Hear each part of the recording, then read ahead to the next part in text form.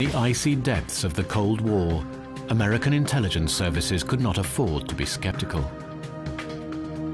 Russia was outperforming America.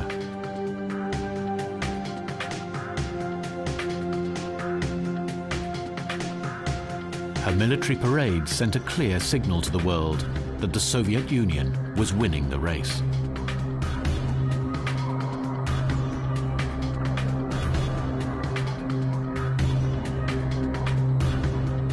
The Kremlin would do anything to stay ahead of the game.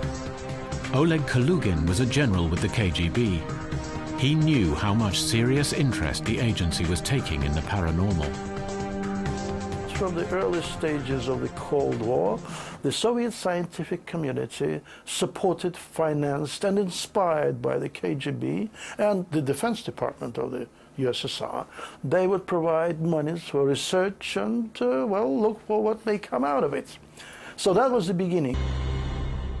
In 1975, while the Cold War was still driving military thinking, the CIA secretly set up the first Psi unit. Few outsiders even knew of its existence. I could not give our product, our information, to the right people that needed it, because they were not allowed to know about the existence of the program. So I would sneak it out and take it to the laboratories and other scientists who work for DID, and pass it to them under the table. And I'd say, don't ask where this came from. One aim was to locate telepathically military bases in the Soviet Union. Agents were trained in various ways of visualizing or remote viewing different targets. Sometimes they were given coordinates for a location, or pictures hidden in sealed envelopes. The task was to draw accurately what they could see only in their minds. How is it done? It seems to defy rational analysis. I empty my mind and then I center my mind as well as I can. I then open my mind to whatever information is necessary to answer what the expectation is. The information most of the time comes in many different fragments.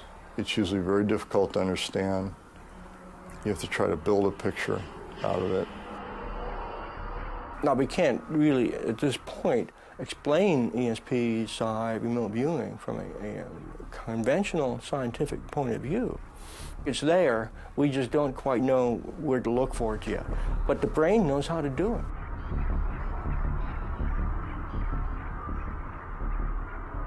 Each idea appears to exist as a pattern of information.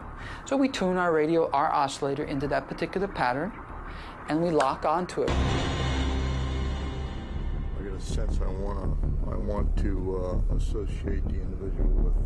Individuals that have good remote viewing talent may be able to describe many times, in fact most of the time, very well the remote scene or the remote object, but they may not know what it is.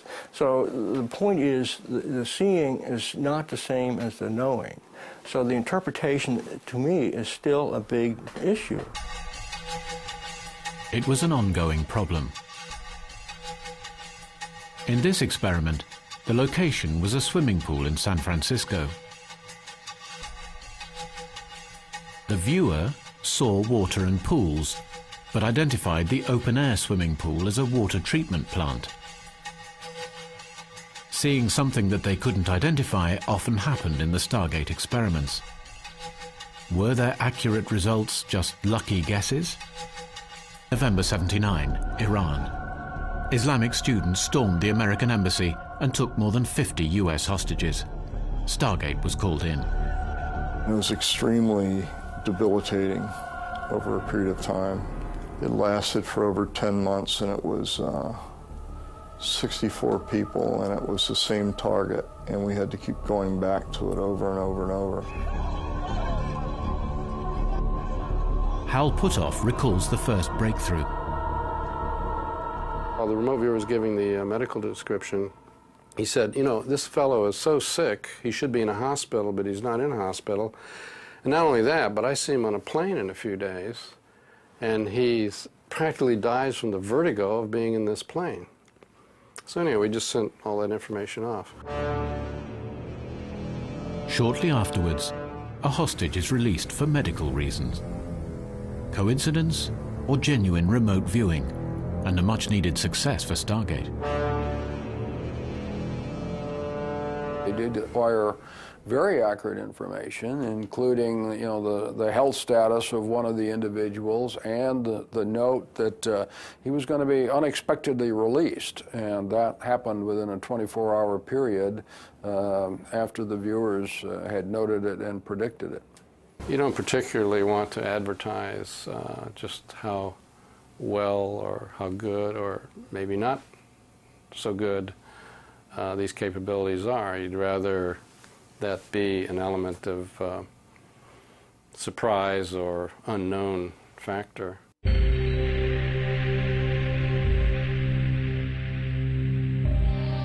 By the end of the Cold War in 1995, the CIA ordered that Stargate's 20-year operation was put under review.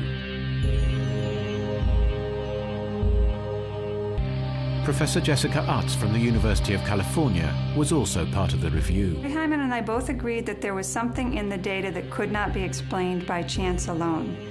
And I think we disagreed in terms of what the ultimate explanation will be.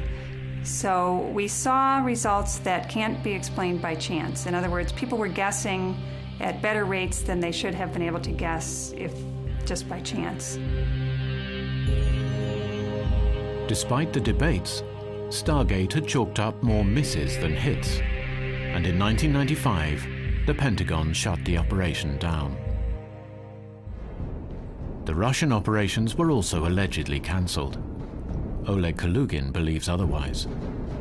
These experiments continued in the 90s. Well, I do not know if they do it now, but I would not be surprised. They may have resumed these experiments, because this is something which indeed is not just madness. It's a real thing, and it needs to be sort of explored and probably put into practical use once those who are in power feel that it is necessary.